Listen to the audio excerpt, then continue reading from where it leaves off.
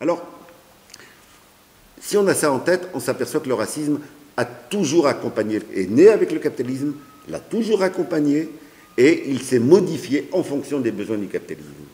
Et donc on peut, du coup, aller regarder à quoi il sert sous le capitalisme. Pour bien comprendre cela, il faut avoir en tête que le capitalisme ne peut fonctionner qu'en s'étendant. Le propre du capitalisme, c'est que des entrepreneurs se font la concurrence entre eux pour arracher le maximum de profit. Ils peuvent être unis contre les travailleurs, mais chacun veut avoir le marché de l'autre. Et donc, cette concurrence fait que ça ne peut que s'étendre. Et donc, pour s'étendre, il a un besoin permanent de force de travail. Il a un besoin permanent de force de travail. Et c'est ce qui va expliquer pourquoi le capitalisme a besoin de faire venir, pendant des siècles, il a eu besoin de faire venir de la force de travail. Et il a besoin de la faire venir pour deux raisons. D'abord au niveau quantitatif, puisqu'il s'étend, et secondo au niveau qualitatif. Parce que les travailleurs qui sont contraints d'accepter à un moment donné certaines conditions de travail, eh bien finissent par s'organiser. Et en s'organisant, finissent par refuser certains salaires, par refuser certaines conditions de travail. Il faut donc faire venir de nouvelles forces de travail qui, elles, vont s'insérer par le bas et vont prendre les places surexploitées qu'avaient auparavant les travailleurs français qui, en s'organisant, ont réussi à obtenir, à arracher un minimum de protection. Le capitalisme, c'est une lutte permanente entre le besoin d'insécurité, parce qu'il faut faire bouger les forces de travail là où on en a besoin, d'insécurité pour les travailleurs. Vous savez, le rêve du capitalisme, c'est la journée, c'est de payer les gens au jour le jour. Hein. C'est un contrat journalier, quasiment, ou même par demi-journée s'il le pouvait, quoi. C'est-à-dire, j'ai besoin de toi 3 heures, d'ailleurs l'intérim c'est quoi, hein, j'ai besoin de toi 3 heures, je te prends là, et puis après je te balourde d'ailleurs, etc. Et donc la diffusion de l'insécurité par les capitalistes et le combat des travailleurs pour la stabilité, la sécurité, pas la sécurité sécuritaire, hein, la sécurité sociale, hein, la sécurité, la protection, etc. Et c'est ce combat-là qui est en permanence. À chaque fois que les travailleurs obtiennent quelque chose, eh bien, le capitalisme va tenter de le détourner en faisant venir de nouvelles forces de travail qui vont, là, être contraintes, dans un premier temps, d'accepter cela. Et c'est comme cela qu'on peut voir l'histoire de l'immigration comme étant aussi l'histoire où la dernière immigration vient prendre les places que la précédente ne veut plus. Et comme cette précédente, elle a pu être mise en contact avec le mouvement syndical, eh bien, en s'organisant, elle obtient elle-même un minimum de promotion, entre guillemets. C'est ça toute l'histoire de l'immigration. Les Bretons ont remplacé les Auvergnats dans les emplois les plus surexploités, les plus précarisés, les plus dangereux, etc. Les Italiens sont venus remplacer les Bretons, les Portugais ont remplacé les Italiens, les Algériens sont venus remplacer, etc. Et on voit bien comment ce processus-là apparaît. La dernière immigration étant celle qui n'a pas les moyens de se défendre, pas encore, et qui donc va être contrainte d'accepter des emplois de surexploitation. Karl Marx nous disait, et si je reviens à Karl Marx, et je pense qu'il reste d'actualité, il nous disait qu'il y avait 3 grandes formes de plus-value. La plus-value, c'est la partie du travail qui n'est pas payée. Vous travaillez sur une journée de 8 heures, vous allez travailler 6 heures pour produire ce que vous avez besoin, vous, votre salaire, puis il reste 2 heures, l'employeur les prend pour ces 2 heures. C'est pour ça qu'il appelle ça plus-value, ce qui vient en plus, et qu'il se récupère à lui-même. L'intérêt de l'entrepreneur, l'intérêt du capitaliste, c'est que cette partie qui n'est pas payée, elle soit la plus grande possible. Et donc, il y a 2 manières d'augmenter ça, nous dit Karl Marx. En fait, il y en a 3. Il y en a 2 à qui il a donné un nom, et il y en a un 3e qui l'aborde et qu'il n'a pas, comment dire, nommé. La première, nous dit-il, c'est la plus-value absolue. La plus-value absolue, c'est lorsque vous allez imposer que le travailleur travaille plus. On était à 8 heures, on va le faire travailler 10 heures. Au lieu de prendre 2 heures, je prends 4 heures. Vous savez très bien, alors, les heures sup, mais aussi dans les emplois où on a peur de perdre son emploi, on accepte de rester un peu plus tard. Quand on est sans papier, on ne compte pas ses heures parce qu'on a absolument besoin de se nourrir, etc. Donc ça, c'est la plus-value absolue. La seconde, c'est de faire travailler plus intensément. C'est-à-dire que je vais travailler toujours 8 heures, mais pendant 6 heures, je produis plus que ce que je travaillais 8 heures. Donc c'est l'augmentation des cadences, de l'intensité, etc. Ça, c'est la plus-value relative. Donc Marx étudie ces deux formes-là, et il nous dit, mais attention, je les étudie, mais il y en a une troisième que je ne vais pas étudier pour une raison toute simple. C'est que je veux montrer ce que c'est que le capitalisme, quel que soit l'endroit où il est. Et donc il utilise le capitalisme théorique. Hein. Il dit après, il y a le capitalisme concret. Et dans le capitalisme concret, il y a une troisième forme. C'est lorsque je ne paye la force de travail en dessous de ce qu'il lui faut pour survivre. C'est pour ça que je me suis permis de l'appeler, de lui donner un nom, puisque Marx la souligne, mais il ne lui donne pas de nom. Je l'ai appelé plus-value de surexploitation. Autrement dit, l'immigration, elle est dans les emplois de surexploitation. Il n'y a pas que elle. Hein. Aujourd'hui, avec l'ultralibéralisme, il y a des travailleurs qui n'ont rien à voir avec l'immigration ou qui datent d'une immigration très ancienne, qui sont de nouveau replongés dans la surexploitation. Et je crois que cette notion de surexploitation, il faut vraiment qu'on l'ait en tête. C'est-à-dire que le capitalisme hiérarchise la classe ouvrière en différents niveaux d'exploitation pour pouvoir la diviser et pour pouvoir effectivement faire baisser le niveau de tout le monde. Donc le capitalisme n'a jamais produit de classe ouvrière homogène. La classe ouvrière n'a jamais été homogène. C'est le travail syndical qui homogénise et unifie les travailleurs. Mais au démarrage, le capitalisme crée l'hétérogénéité, il crée une pyramide. Il a besoin d'une pyramide pour fonctionner. Il a besoin que les travailleurs se fassent concurrence. Il a besoin que celui qui gagne un peu plus ne se sente pas dans la même galère que celui qui gagne un peu moins. Il a besoin que celui qui est dans le bâtiment ne se considère pas de la même classe que celui qui est dans le commerce. Et donc il hiérarchise, il crée de la pyramide. Et c'est le mouvement des travailleurs, c'est le mouvement syndical qui de tout temps est venu unifier ces travailleurs qui pouvaient avoir l'impression qu'ils n'étaient pas dans la même galère parce que justement on les avait construits comme ça. C'est ce que j'ai appelé la stratification de la classe ouvrière par le capitalisme et l'unification de la classe ouvrière par le mouvement syndical. Et il y a toujours une lutte entre ces deux tendances-là. Les capitalistes ont intérêt à stratifier, la classe ouvrière a intérêt à s'unifier. Et le racisme, ça permet quoi? Voilà pourquoi le racisme est indissociable du capitalisme. En réalité, le racisme ne disparaîtra complètement que quand le capitalisme aura disparu complètement. Parce que le capitalisme aura toujours besoin de cette stratification. Le racisme vient légitimer la stratification. Elle vient considérer, elle va amener la fausse idée que je ne dois pas être choqué par ce qui arrive aux sans-papiers parce qu'il n'est pas un travailleur comme moi. Il n'est pas comme moi. Ça vient légitimer l'idée d'une hiérarchisation des travailleurs. Comme d'ailleurs, pendant longtemps, on a considéré, on pouvait avoir des hommes qui étaient des militants, mais qui n'étaient pas choqués par le fait que les femmes n'avaient pas le même salaire. Et donc, cette idée d'une pyramide, ça permet vraiment de diviser. Donc, le racisme a d'abord pour fonction de justifier la stratification et la mise en pyramide des travailleurs. Mais ça a une seconde utilité également, cette fois-ci sur le plan idéologique et politique, c'est que le capitalisme ne peut pas ne pas créer de colère sociale. Il est basé sur l'exploitation.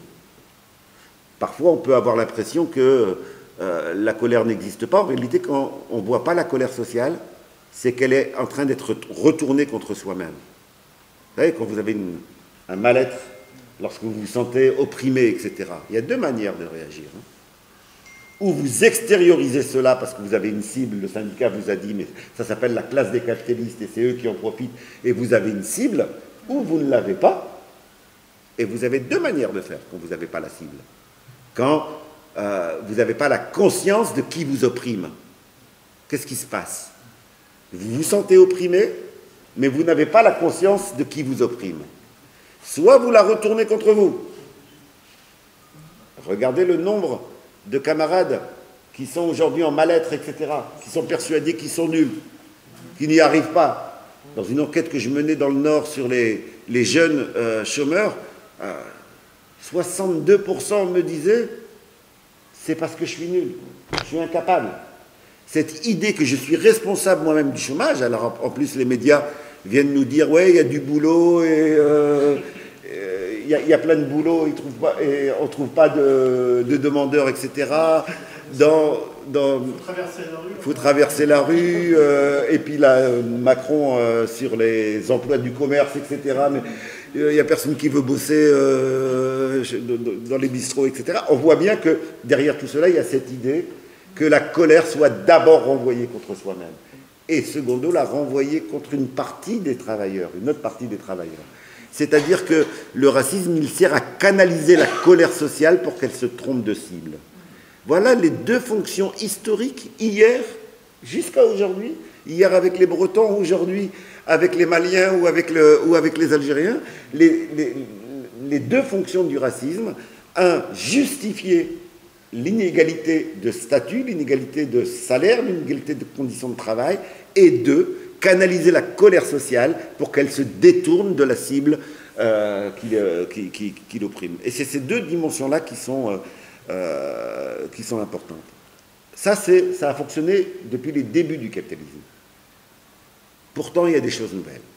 Il y a des choses nouvelles qui sont liées justement à cette phase de mondialisation. Vous entendez dans les médias qu'on est devant un péril migratoire. Autrement dit, toute l'Afrique débarquerait en Europe, et elle risquerait de nous remplacer, etc. On a l'impression que ça y est, il n'y a plus rien qui va et qu'il faut absolument se défendre parce que ça nous amène à des situations dans lesquelles on a la Méditerranée qui devient un cimetière et que ça ne provoque pas de colère massive ici. Et quand je dis cela, j'en veux surtout pas aux travailleurs qui sont indifférents, hein, parce qu'ils sont indifférents aussi parce que pour l'instant nous n'avons pas été en mesure de leur faire comprendre les enjeux qu'il y a derrière. Et donc il faut comprendre cette nouvelle phase qu'est la mondialisation.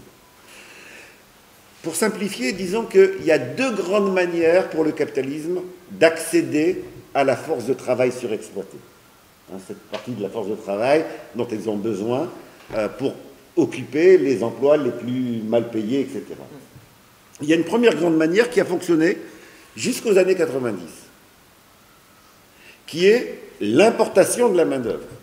Il me manque de la main-d'œuvre parce que les travailleurs qui sont déjà présents, français comme immigrés plus anciens, se sont organisés, ont obtenu des droits, ont obtenu des statuts, ont obtenu, etc.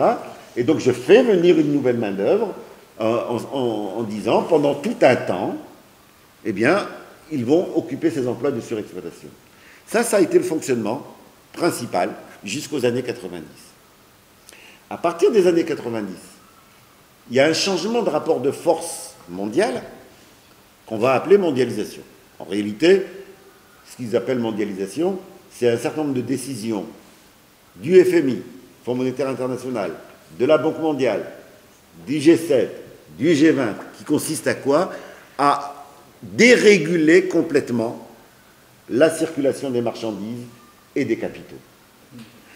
Par exemple, pour donner juste un exemple, un certain nombre de pays qui avaient accédé à l'indépendance dans les années 60 avaient mis en place, à juste titre, un certain nombre de protections de leur économie pour que le petit producteur de riz malien puisse ne pas être mis en faillite par la grosse multinationale qui vend du riz. Eh bien, on avait des lois qui protégeaient un minimum les industries. À partir des années 80, le FMI et la Banque mondiale vont imposer les plans d'ajustement structurel. C'est-à-dire vont obliger les États, pour avoir un prêt ou une aide, les États africains, à supprimer toutes les protections qui permettaient à la petite paysannerie de continuer, familiale, etc., de subsister.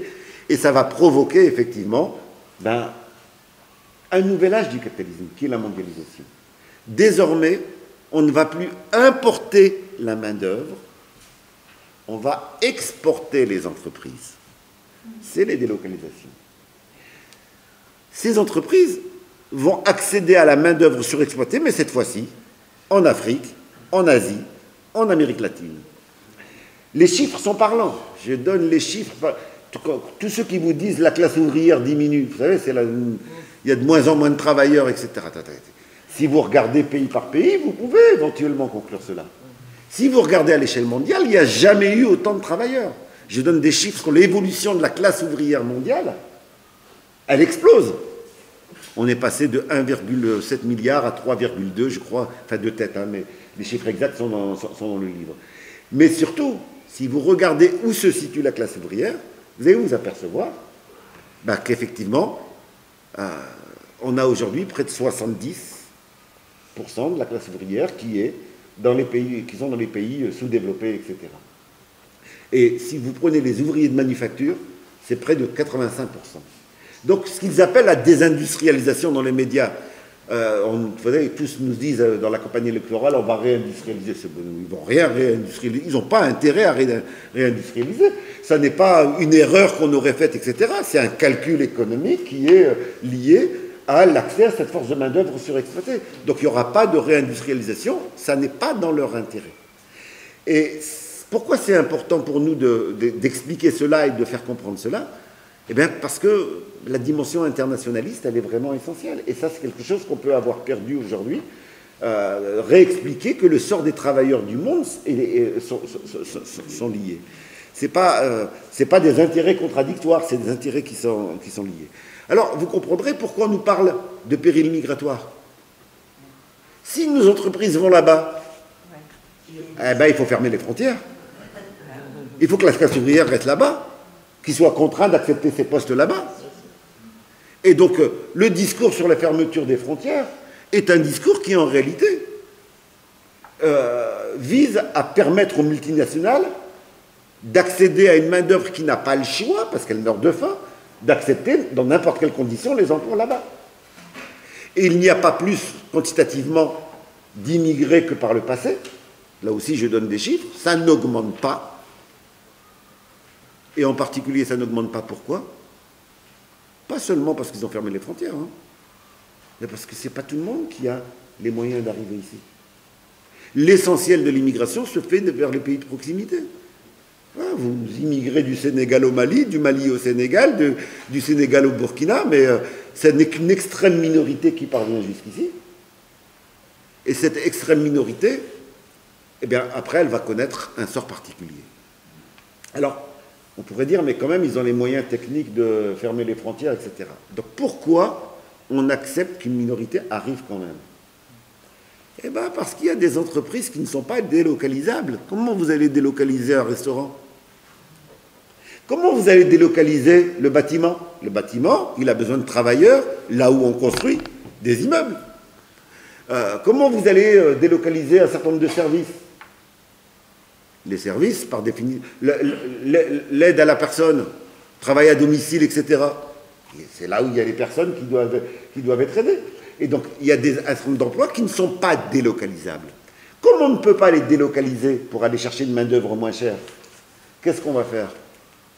On va importer on va laisser cette main-d'œuvre arriver, mais on va la laisser dans un statut de non-droit, c'est les sans-papiers, de non-droit absolu, de telle sorte qu'ils aient un niveau de salaire qui ressemble au coût qu'il y a pour ceux qui sont au pays, pour les multinationales.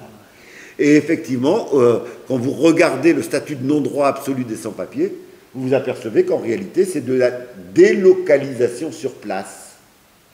C'est comme si, c'est exactement le même processus. Très souvent, dans les pays du Sud, vous avez des conditions de travail, de salaire, d'absence de vie syndicale ou de syndicats encore trop peu développés pour assurer un minimum de garantie. Eh bien, les sans-papiers, eux, vont se retrouver ici, sans aucun droit, etc. Et donc, on a et c'est sciemment calculé. C'est sciemment calculé. On nous dit, ils sont clandestins. Ils sont loin d'être clandestins. Si vous allez interroger, et ça c'est une expérience que j'ai faite avec des groupes de travailleurs de la CGT qui étaient de demander à des camarades syndiqués des services du droit du travail, des inspecteurs du travail, etc., de venir nous dire ce qu'on connaissait des endroits où étaient les sans-papiers. On sait où ils bossent. Hein. L'État sait où ils bossent. Tout le monde sait où ils bossent. Tout le monde le sait. Tout le monde connaît les mécanismes. Donc ils ne sont pas des clandestins. Simplement, on a changé les lois pour rendre la régularisation quasi impossible. Et quel est l'enjeu derrière cela? Ben, l'enjeu, c'est d'assurer un volant de main-d'œuvre pour ces secteurs qui sont basés sur la surexploitation d'une main-d'œuvre ici. On restait dans le passé sans papier 15 jours, 1 mois, 6 mois, et on était régularisé. Il y a eu une période, je donne là aussi les chiffres dans le livre, je donne une période où près de 80% de l'immigration arrivait sans papier. Quand ils pouvaient prouver qu'ils avaient un emploi, ils étaient automatiquement régularisés. Quand ils pouvaient prouver, quand ils amenaient juste une preuve, quelle qu'elle soit, ils étaient immédiatement régularisés. Aujourd'hui, la moyenne de durée des sans-papiers, dans ce statut de non-droit, c'est entre 7 et 10 ans. C'est un volant permanent. Alors 7 et 10 ans, pourquoi? Bien parce qu'au bout d'un certain temps, ils finissent par connaître leurs droits, ils se battent, etc. Et puis, ils connaissent les rouages juridiques, etc. Et bien, ils sont remplacés par d'autres. Ils sont remplacés par d'autres. Et ça, on le voit, on voit l'aspect complètement incohérent du discours sur l'expulsion des sans-papiers. Si on les écoute, il suffirait, si on écoute certains, il suffirait, même beaucoup, hein, puisque l'extrême droite dit ça, la droite dit ça, une partie de la gauche dit ça, enfin de la gauche entre guillemets, dit ça. Si on les écoutait, il serait possible d'expulser les sans-papiers. Loin de là. Hein. Celui qui était le plus loin, c'est Valls, je crois, et Sarkozy, qui était de dire on va faire monter les expulsions à 25 000 par an. On évalue à 400 à 450 000 sans-papiers en permanence. Calculé. Il faudrait 16 ans sans qu'aucun nouveau sans-papier arrive. C'est du bluff. C'est du bluff. Il n'y a aucune volonté d'expulser les sans-papiers. Il y a la volonté d'en expulser un certain nombre pour que les autres aient peur et ne s'organisent pas et ne sortent pas de l'anonymat. C'est ça la logique du système qui fonctionne aujourd'hui. Parce que, bien entendu, la régularisation de tous les sans-papiers aurait un effet immédiat sur le travail dans ces secteurs. Et serait un effet qui bénéficierait à toute la classe ouvrière. L'intérêt des travailleurs, c'est qu'il n'y ait pas une partie d'entre eux qui soit surexploitée. Parce que qu'est-ce que ça veut dire qu'une partie est surexploitée? Eh bien, ça veut dire qu'il y a la pression permanente à la concurrence. Si tu n'es pas content, jamais qui accepte moins que toi. Et donc ça fait baisser, ça accroît la pression sur les travailleurs et ça fait baisser les conditions d'existence de tous. On le voit bien d'ailleurs ici à la ville de Paris. Rappelez-vous qui était éboueur dans la ville de Paris jusqu'à une époque pas si lointaine. C'était essentiellement des personnes issues de l'immigration et beaucoup de sans-papiers. Aujourd'hui, vous en trouvez beaucoup moins. Qu'est-ce qui s'est passé? La précarité pour l'ensemble des travailleurs a amené des travailleurs qui refusaient auparavant ce type d'emploi surexploité à être obligés de les accepter. Et les sans-papiers sont partis. On a blanchi, entre guillemets, ce type de secteur, mais ils sont partis où? Vers des secteurs encore plus surexploités. Et donc on a une baisse de tout le monde, un déclassement de tout le monde. À partir du moment où une partie des travailleurs est surexploitée, c'est tout le monde qui vit un déclassement. Donc le second volet des discours actuels et des politiques migratoires, c'est donc produire du sans-papier pour les emplois qu'on ne peut pas délocaliser. Et puis, comble du cynisme, le troisième volet, c'est l'immigration choisie, c'est-à-dire le pillage des cerveaux. Avec les plans d'ajustement structurel dont je vous parlais tout à l'heure, une des conditions pour avoir un prêt, c'était quoi? Qu'est-ce qu'on disait au gouvernement malien, au gouvernement sénégalais, au gouvernement algérien? On disait, si vous voulez avoir un prêt, si vous voulez avoir une aide, il faut privatiser. C'est la condition, s'il n'y a pas privatisation. Et c'était très précis. Privatiser quoi? Privatiser l'enseignement, privatiser la médecine, ou bosser la main-d'œuvre qualifiée dans les pays sous-développés. Elle bossait dans le secteur public.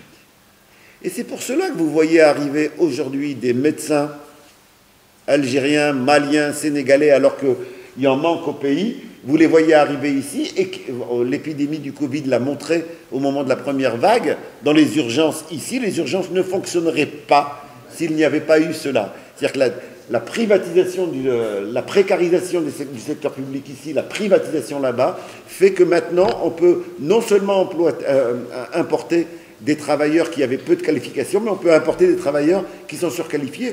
Et c'est tout bénef pour les employeurs, puisqu'ils ont coûté 0 centime au budget des pays européens. Ils ont coûté 0 centime, puisque c'est les budgets de là-bas qui ont financé ces médecins, ces ingénieurs, etc., qui travaillent ici.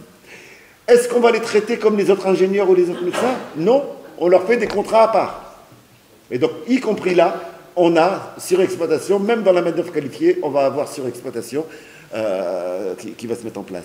Voilà les trois axes de la politique migratoire aujourd'hui, et on voit bien que pour que cela soit acceptable, il faut diffuser l'idée qu'ils ne sont pas comme nous, qu'ils ne fonctionnent pas comme nous, qu'ils n'ont pas la même culture que nous, qu'ils n'ont pas les mêmes besoins que nous, etc. Et donc on a besoin du racisme, de faire passer l'idée que nous ne faisons pas partie de la même humanité et partie de la même classe sociale, bien entendu. Voilà ce que je voulais vous dire en introduction, mais on peut échanger bien sûr sur... Ah bah oui, surtout. Ah, merci.